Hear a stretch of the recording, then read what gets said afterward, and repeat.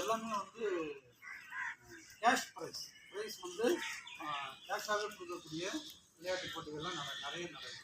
அதில் உங்களை இன்வால்வ் பண்ணிக்கிட்டு நீங்கள் அதன் மூலமாக பலன் பெறணும்.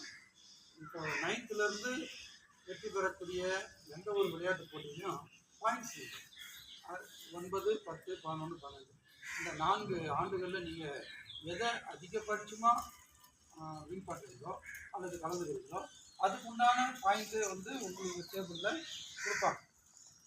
அதில் வச்சு நீங்கள் விளையாட்டு போட்டியின் மூலமாக மேற்படிப்பு படிப்பதற்கும் முக்கியத்துவம் கிடைக்கும். அதனால் எந்த ஒரு பயிற்சியும் வீணாகாது, ஏதோ ஒரு வகையில் உங்களுக்கு பயன்படுத்தலாம். அந்த அடிப்படையில் நீங்கள் மேற்கொள்ளக்கூடிய அந்த பயிற்சி உங்களுக்கு உறுதுணையாக இருக்கும். சொன்ன மாதிரி எஸ்டிஎஃப் பள்ளி தேசிய அளவில் நடக்கக்கூடிய பள்ளி விளையாட்டு போட்டி, மாநில அளவில் நடக்கக்கூடிய பள்ளி விளையாட்டு போட்டி, அது இல்லாமல் தனிப்பட்ட முறையில் இப்போ முதல்வர் கோப்பை அப்படின்ற நிறைய போட்டிகள் இப்போ உங்களுக்கு இன்ட்ரெஸ்ட் பண்ணுறாங்க. அதுலேயும் நீங்கள் போட்டியில் கலந்துக்கிட்டு அடுத்தடுத்த போட்டிகளில் நீங்கள் வெற்றி பெறுவது சொல்லலாம். இது போன்ற வாய்ப்புகளை நீங்கள் பயன்படுத்திக்கணும். நண்பர் அவர்களையும் வாழ்த்துருவாங்க.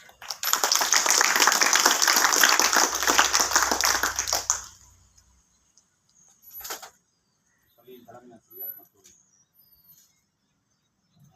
பயிற்சியாளராக உள்ள முரளி அவர்களுக்கும் மற்றும் என்னுடன் வந்துள்ள முன்னாள் உடற்கல்வி ஆசிரியராக இருந்து சமூக அறிவியல் பாடம் கற்பிக்கக்கூடிய ஆசிரியராக பணிபுரிந்து ஓய்வு பெற்றும் இந்த மாதிரி ஒரு நல்ல விஷயம் செஞ்சிருக்காரு.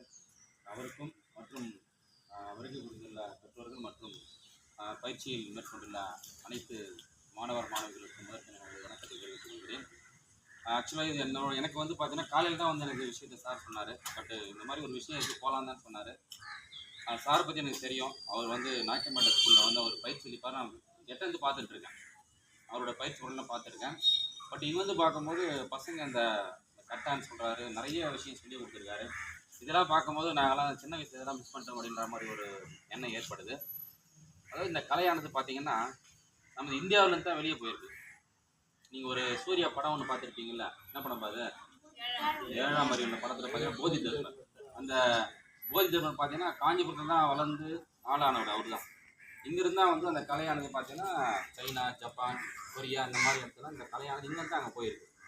ஸோ அந்த கலையானது இன்னும் அழியாமல் அந்த மாதிரி இருக்குன்னு சொன்னால் இந்த மாதிரி ஒரு சிறந்த பயிற்சியாளர்கள் மூலிமா வந்து உங்களுக்கு வந்து அந்த கலையை வந்து வளர்த்துட்டு இருக்காருன்னா அவருக்கு வந்து முதல்ல நாம் வந்து அவருக்கு வந்து நன்றியை தெரிவித்துக்கிறோம். ஒரு கிளாப் பண்ணிடலாமா? அதாவது இந்த ஒரு கலையானது பார்த்தீங்கன்னா ஒரு தற்காப்பு கலை. நிறைய கலை இருக்குது. அதாவது இந்தியாவில் இல்லாத கலையே இல்லைன்னு சொல்லலாம். முக்கியமாக நம்ம தமிழ்நாடு